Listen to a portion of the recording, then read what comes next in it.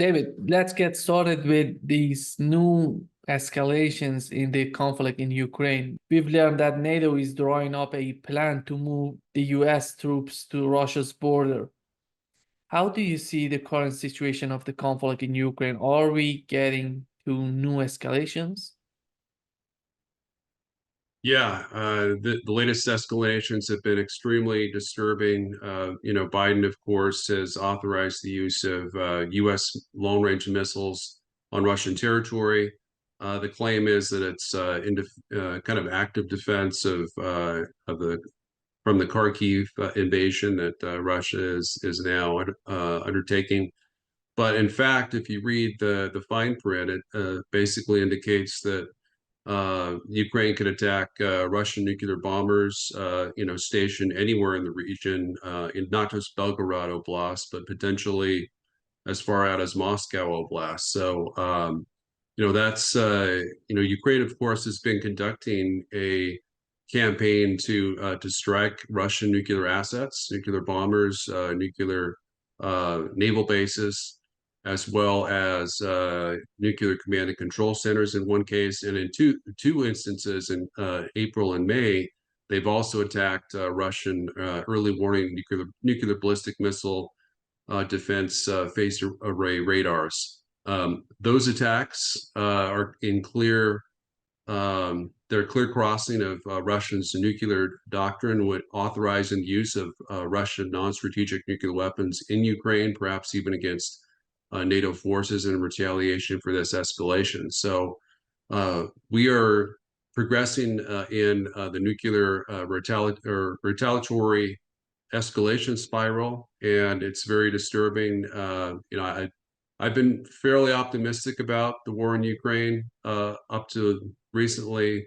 It now seems very, very possible we could see a nuclear conflict or a world war break out with Russia. Yeah. We know that Ukrainians are so desperate, but when it comes to the Biden administration, what's the reason in their mind why they're doing this? It's all about the 2024 presidential election, or do you find it beyond that reason? Well, what we've seen is that over this past year, the last 6 months in particular, that Russia has gained the upper hand. Of course, Russia has been winning the war from the onset, something that the U.S. and NATO leaders have been unwilling to publicly admit. But Ukraine has lost over 3 times as many troops as Russia. I would say the most accurate estimates that I've heard are nearly 300,000 dead Ukrainian troops. Russia's lost maybe 85,000, around that. So, Ukraine, not only have they suffered 250,000, 300,000 dead, but they've also suffered almost 2 to 3 times that in terms of wounded. So, probably another 250,000 plus seriously wounded. That's taken the Ukrainian armed forces down from a total of 1.3 million in late 2022 to anywhere between 500,000 to 600,000 today. So over half of the Ukraine's army has been killed or wounded to date. And so, they're really struggling against a Russian offensive that's, it's not been a massive offensive. They still have 200,000 to 300,000 Russian reservists that Putin has thus far refused to commit to the fight. But if you look at a situation map, showing Ukrainian military deployments, they only have one brigade defending Sumy Oblast, and then they have that much or less defending Chernihiv Oblast. So Chernihiv Oblast could be invaded in two directions, both from southeastern Belarus as well as from Russia itself. So that's kind of what I'm expecting will be the next move. In terms of this escalatory spiral, I think I'm actually hoping that's what Russia's going to do, because the alternative, if Putin decides to respond stronger, he could hit NATO countries directly to try to, especially in Poland, where many of the arms shipments and logistics bases are focused. So those would be, if I was Putin right now, those would be the two options I'd be considering, along with major cyber attacks on the U.S. and NATO. Do they really think by sending these troops and by escalations, are they gonna get anything, any outcome out of this type of rhetoric that they're doing right now? Yeah, so apparently the U.S. and NATO game plan is, they're foreseeing that Russia could overrun the eastern half of Ukraine later this year in a massive offensive operation. So that would essentially put 45. Today there's maybe 19% of Ukraine's internationally recognized territory that's under Russian control, actually annexed by Russia. But that would mean that Russia would have 45% of Ukraine under its control if it controlled all the territory east and south of the Dnipro River. And essentially, the NATO game plan, which I'm currently in the process of writing about, is to potentially deploy NATO. It would actually be not NATO per se, but it would be NATO countries, most likely the UK, France, and Poland would deploy expeditionary forces. I mean, I would think maybe 50,000, 100,000 at most to the Dnipro River to try to hold that defensive line against Russia. The problem is, of course, that Russia can easily outflank that line by coming in via Belarus, where there's no river line to defend Kiev Oblast, just like they did before, where they within 2 or 3 days they were had managed to partially surround Kiev and only withdrew those troops once the Istanbul Agreement had been initialed by both Ukraine and Russia in partial implementation of that agreement. So, that obviously is the key to ending the war is to, kind of reoccupy the same territories that the Russian forces had occupied previously. The problem is, this time around, NATO forces are, preparing an actual military response that could easily escalate to a third world war between the U.S. and Russia. And that's exactly what Zelensky's plan is. So Zelensky, the reason I assesses that he's attacking Russian nuclear forces and nuclear command and control centers is because he actually wants Putin to escalate the war to use kind of a demonstration nuclear weapon on Ukrainian territory in the belief that will force the U.S. and NATO to bomb Russian forces and start a Europe-wide conflagration, World War III between the U.S. and Russia in the mistaken belief, that's the only way that Ukraine could possibly hope to regain its lost territories that have been annexed by Russia. Yeah. When this conflict started, we have been thinking that Europe is damaging because of this conflict. The conflict is hitting Europe too much, and the economy of Europe was so influenced by this conflict. But at the same time, right now, the way they're talking toward the conflict, it doesn't seem that they're trying to give up on this rhetorics, on this type of behavior toward this conflict. Do you find any long-term strategy behind this type of behavior on the part of Europeans? Well, the strategy is to preserve U.S. global hegemony. I've contested that there is really U.S. global hegemony, but that's nevertheless the strategy, and certainly in Europe, it's succeeded. Europe today is dominated by America's liberal empire. All of Europe, essentially, other than Russia, is part of Belarus, are part of the U.S. sphere of influence.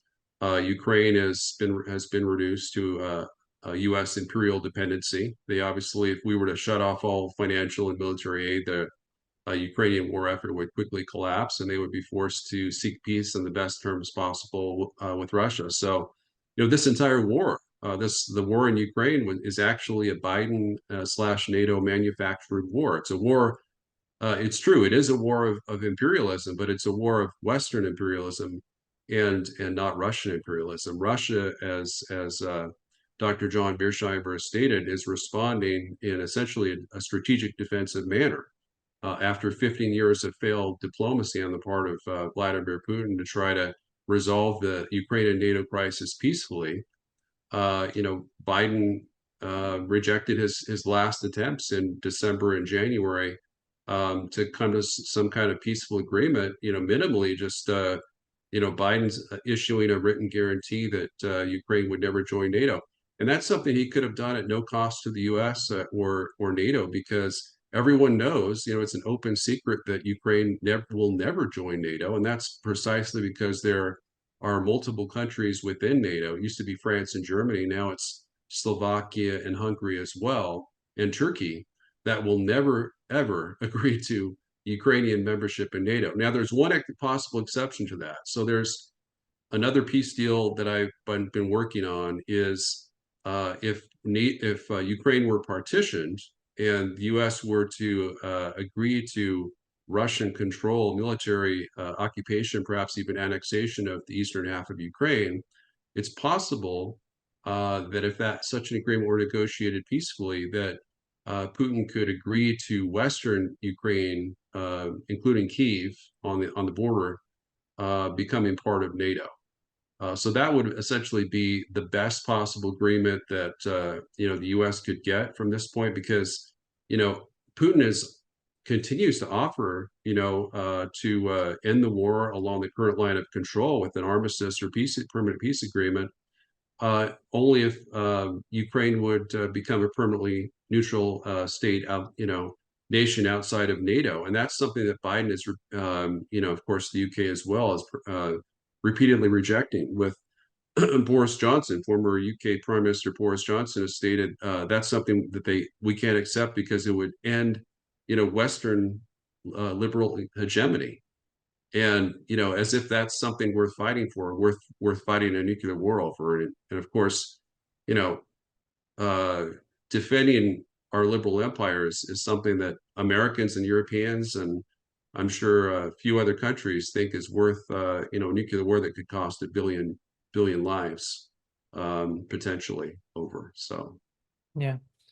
I'm not sure if Putin would accept the western part of Ukraine being part of NATO. That's a big deal for them. They were in this fight for this reason. right.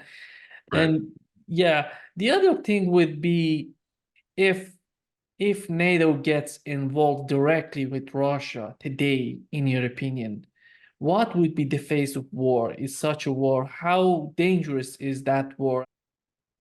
Well, I think Russia, I know that former NATO generals or U.S. generals like to boast that, the U.S. could easily defeat Russia in a conventional conflict. I think nothing's further from the truth. I think, NATO's military forces are badly dilapidated. They're essentially unilaterally disarmed themselves by sending a vast quantity of their weapons and ammo to Ukraine that they need for their own defense, their own militaries. And we also know that NATO only has enough ammunition to supply its army for 2 to 3 weeks, and it doesn't have the manufacturing capability to maintain or supply such a war. And neither does the U.S. I mean, the U.S. could last longer, of course, but we don't have the ability to supply NATO forces as well. So, in answer to your question, if let's just say that the UK, France, and Poland sent tens of thousands of troops to the Dnipro River line, and they basically said, we won't attack Russian forces unless they attack us, and establish kind of a U.S. no-fly zone over that region. Putin could respond with not only direct Russian military strikes on NATO forces in the area, which we know would not invoke Article 5, because that's an out-of-area operation that would not be authorized by NATO. It would be kind of a coalition of the willing, because there's no way that NATO is, all 32 members of NATO would vote to send troops to Ukraine. We know that Turkey would veto that. Slovakia, obviously, thankfully, Slovakian Prime Minister Fico is recovering. He's at home recovering from being shot 4 times by a pro-Ukrainian assassin that may or may not have been involved with Ukrainian intelligence. But Russia would likely respond, but with a massive cyber attack on the U.S. and NATO on the first day of major combat operations that could completely disable and eliminate our ability not only to provide command direction to those forces, but also to surge any additional forces into the theater of war. So That would likely also include a massive counter space attack, which would take out our satellites. So we'd really be blind, really open up NATO troops in that area. They would be cut off from their command, unsure how to unable to coordinate, perhaps beyond above the company level, and it would be a total military debacle for NATO forces. Yeah. We've learned that Turkey is saying right now that if NATO wants to go to war with Russia, they're not going to be part of this conflict, and they're not going to Right. participate in such war. That was huge, Absolutely correct. unbelievable. Nobody understands what's in the mind of the Biden administration, why they're doing this. And within NATO, we have various countries who are not happy with the current situation of these rhetorics that we are going to fight Russia. For a bigger war between NATO and Russia, we have to take into account the participation of China, Iran, and these countries. And in everything's going to get out of the hand in Washington. When you put all these things together, the situation of NATO right now, as you mentioned, the problem with the ammunition, providing weapons, and right now the political problems within NATO and the possibility of Iran, China, Belarus getting involved in this conflict.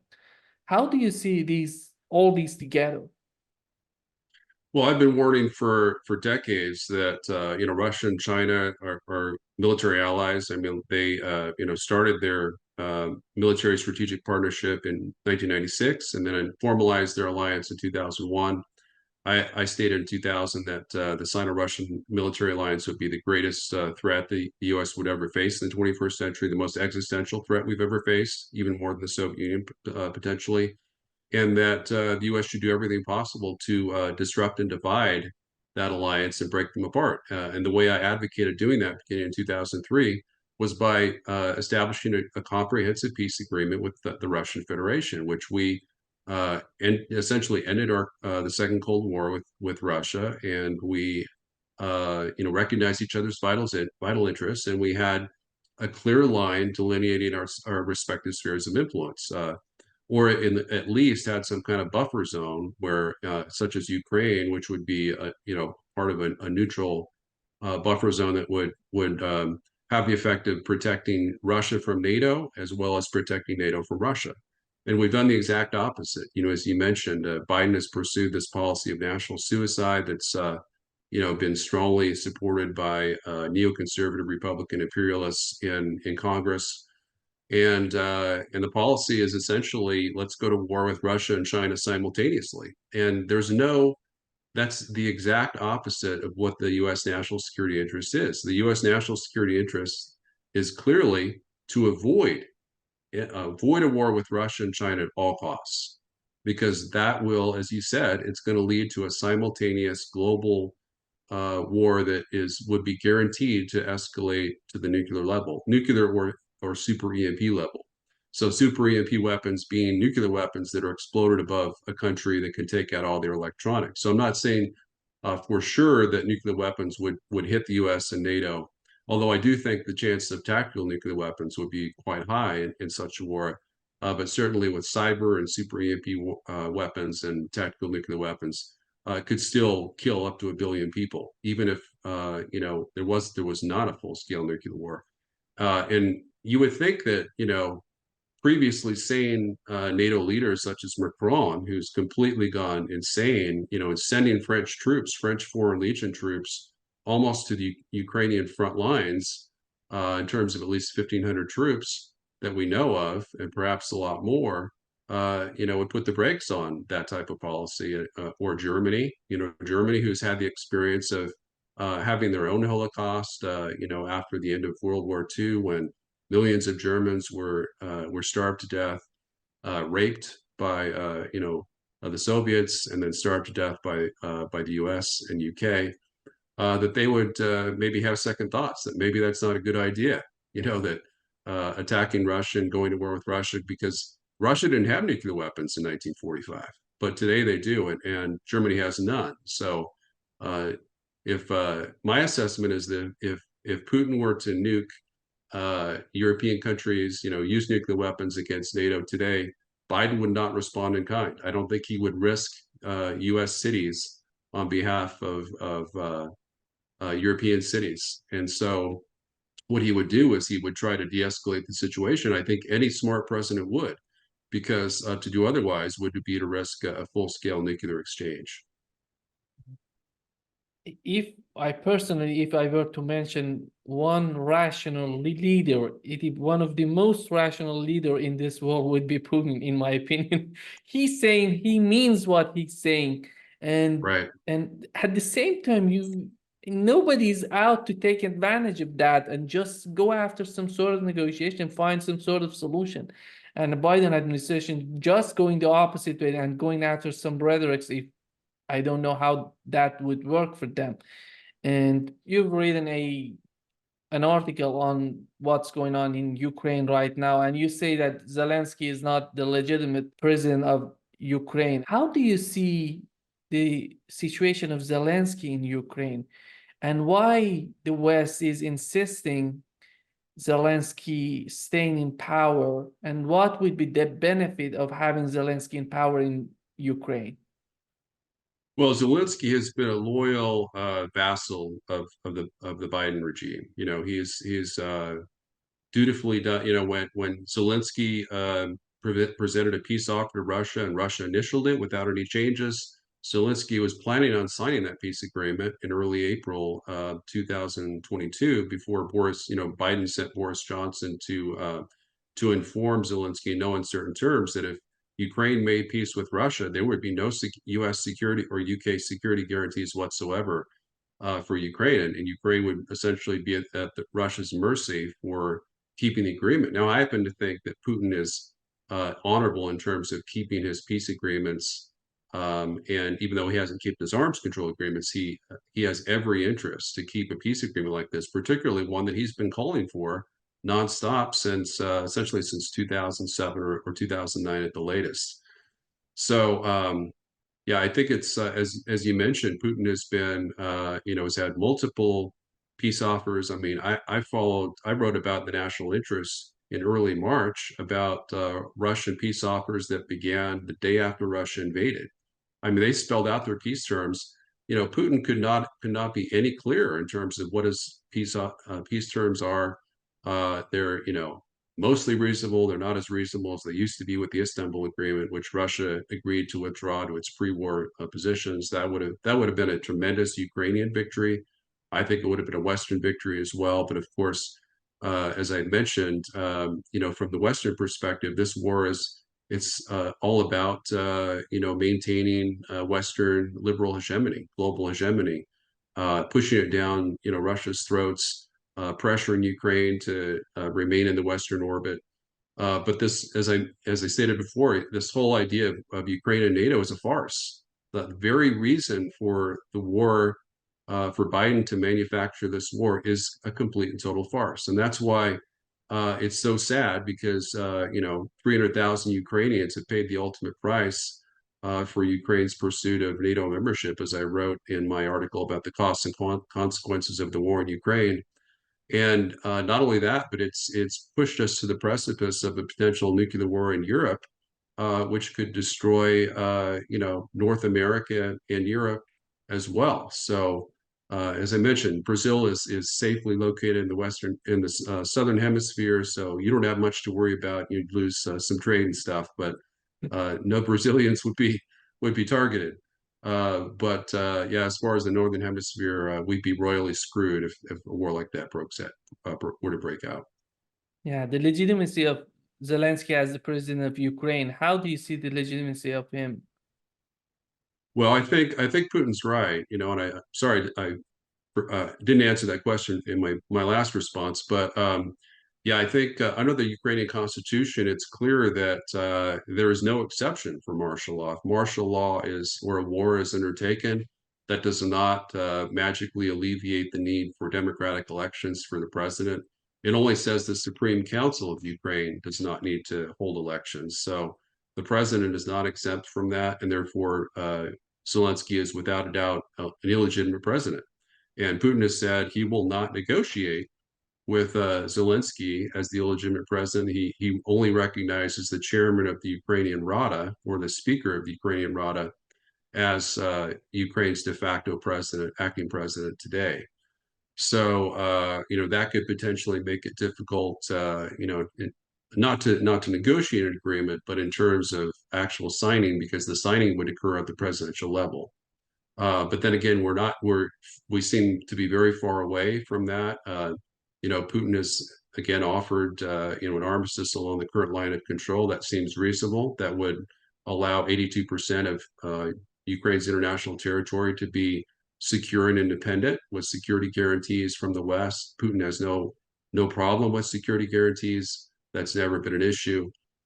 He just wants Ukraine to be neutral, and at this point, he wants the annexed territories to remain part of Russia, and for the West to recognize that. Yeah. Do you think this territory would include Odessa and Nikolaev, these two cities that are so important for Ukraine and as important for Russia as well, because it would be the access to the Black Sea for Ukraine, and for Russia it's so important because they can use this city to attack Crimea? So I think that depends. If we accept peace with Russia today, then those Nikolaev and Odessa would remain part of Ukraine.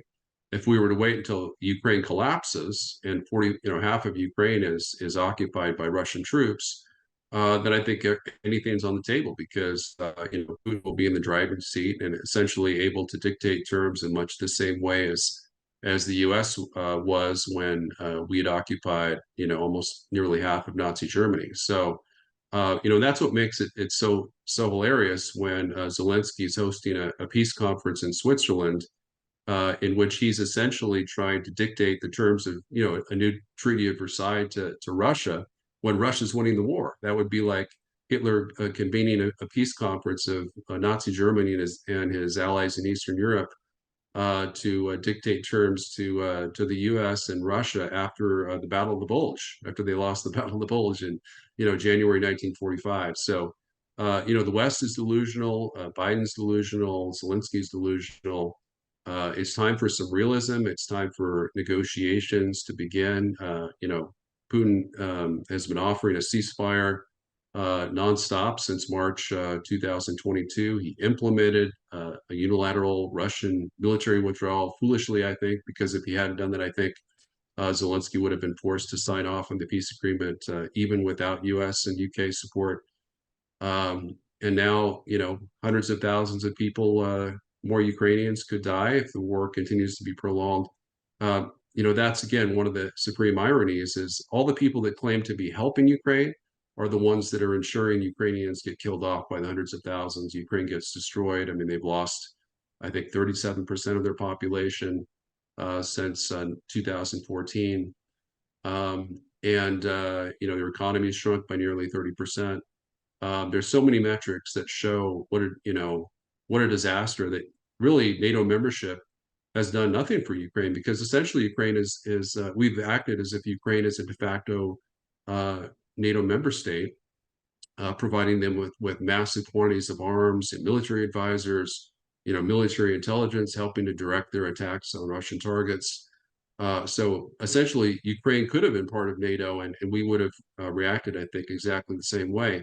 And it just has exposed that NATO membership really is not a protection for European states. Rather, it places a target, a Russian target on their backs. So it's potentially suicidal. It's an existential threat, essentially, to be a NATO frontline state, such as Finland or the Baltics or Poland or Romania. And the ultimate truth is that the only security that Ukraine can get, the West has proven unable to provide Ukraine with any security. The only security they can get is by peacefully coexisting with Russia, and having some kind of modus operandi that would, Russia would find acceptable, and that would be Ukrainian neutrality permanently outside of NATO. Yeah. How do you see the current phase of the war in the northern part of Ukraine, in Kharkov and Sumy region? We've seen recently they have been moving a lot of weapons to that region. Are they trying to make a buffer zone? Or are they or they gonna go beyond that? So Russia currently, Russia's main axis of advance continues to be the Donbass region. The war was partially fought over the Donbass region over, the Ukrainian plans for a military offensive in the Donbass in the February and March timeframe of 2022. That's one of the reasons that Putin invaded when he did. But they've opened up this new front using only a small number of Russian troops in the Kharkiv region, which has succeeded in capturing just within, I think, a week or two, a dozen villages with, a tiny number of Russian troops, I think 2 to 3,000. That may have been increased to 15,000 now, but Ukraine has surged about 45,000 troops to the Kharkiv front and still are unable to retake territory from Russian troops, despite the fact they outnumber Russian troops by about 3 to 1. Russia is able to, has been able to fight very effectively because they have artillery supremacy, like 10 to 1 advantage in terms of artillery systems and ammo. But then they also have air superiority. So Ukraine really has, I think they might have up to 50 fighters, but they can't really fly because Russia has so many air defense systems, whereas Ukraine's air defense systems are dilapidated. They fired off most of their missiles, so they can't shoot much down in terms of Russian missiles and aircraft. So that's given Russia a tremendous advantage to be able to hold any territory that they capture, even against 3 to 1 superior Ukrainian forces numerically. Yeah, they're talking about right now in the mainstream media in the West, they're talking about Ukraine has to go on offensive. Do you see any capability on their part to go on offensive? No, that's laughable. The whole point of the Russian current offensive is not to take territory. It's really to destroy Ukraine's reserve forces. So I think the plan is once Ukrainian reserves are completely destroyed, then Russia can invade, knowing that Ukraine won't have enough troops to defend the northern Ukraine front, and I think that's likely to prove very, very true and very successful for Russia. But there's no way they don't have the forces to conduct an offensive. There's even been stories that they didn't want to conduct an offensive in 2023 because they knew, without air superiority or even parity in terms of artillery systems, that they would suffer massive losses. And I think they lost about 80,000 troops during the summer counteroffensive last year. Yeah. And when it comes to the Biden foreign policy, we know that recently they tried to convince Chinese not to help Russia. In your opinion, who's the mastermind of this type of policy? Who's deciding about what's going on? Who's deciding about these movement on their part? Anthony Blinken went there to convince them not to help Russia. At the same time, we know that Chinese Putin in his last visit to China, we saw that at the end of this visit, she embraced Putin, something so strange, something so unusual, and that shows how deep their relationship is right now. And and on the other hand, we see how disconnected the policy in Washington is to the reality of what's going on between Russia and China. If they were doing the opposite way, if we didn't have the war in Ukraine, and if they tried to do the opposite way, that just trying to bringing Russia to getting closer to Russia, that wasn't impossible. But right now, trying to separate China from Russia, it's quite impossible. What's your take? Well, I don't think it's impossible. And in fact, I worked with Vivek Ramaswamy to develop a plan for how to separate Russia and China. It wouldn't make them not be allies, but it would neutralize their military alliance. Because if the U.S. were kind of to be, strategic partners with Russia, if we were to withdraw all our troops from Eastern Europe, if we were to end the war in Ukraine along lines acceptable to Putin with, a Korean-style armistice, returning Ukraine to its neutral buffer state status, dropping all sanctions on Russia, signing a free trade treaty with Russia, investing in Russia, recognizing their sphere of influence over Central Asia. I think we could and even perhaps, breaking up BRICS and having Russia and India join, a Western trade bloc, that would really neutralize. I think it would, I mean, I don't think it would necessarily deter China from retaking Taiwan, but it would certainly gravely weaken, their alliance would be neutralized. Russia would still be friends with China, but not as close, probably no more military exercises. But unfortunately, that type of strategy that makes so much sense from a U.S. perspective to break Russia and China up as military allies, it just doesn't enter into the minds of U.S. national security experts. Our policymakers are, they've essentially. This is something I warned about when the conflict began. I worried that they'd essentially believe their own BS propaganda because they've painted Putin as some kind of new Hitler, despite the fact that Putin has only increased the amount of territory under Russian control by 0.63%, as opposed to Hitler, who in less than half the time of being the leader of Germany increased the size of territory under German control by 826%. And I feel like I believe it was NATO that really started the Cold War with Russia by expanding NATO to Russia's borders in 1999, specifically with Poland, where Poland bordered on Kaliningrad. NATO bordered on Russia in Central and Eastern Europe for the first time ever. That's kind of brought us to the situation that we're in right now. So, yeah, we need to elect much more sane and rational leaders to bring us back from the precipice of nuclear war. Trump, of course, as I'm sure you're aware, is essentially going to become a political prisoner. He's likely to be imprisoned by the Biden regime, Zelensky style. That's kind of the model that they seem to be copying. Zelensky is a dictator, but we claim he's a Democrat. So, in the name of democracy, Biden is waging a war to crush democracy here at home. Yeah. Do you think, considering what has happened in Iraq and Afghanistan, we know that the mindset of these policymakers in Washington, how does it work?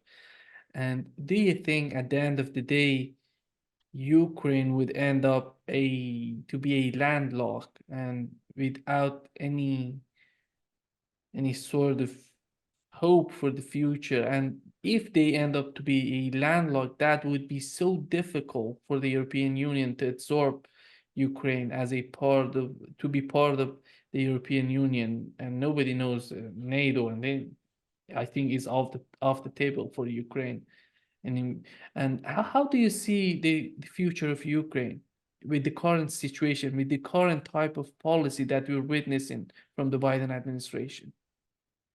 Well, I view the situation of Ukraine as much as I viewed the situation of West Germany during the Cold War. It's in any full-scale war between NATO and Russia, it would be the first to be destroyed, likely with nuclear weapons.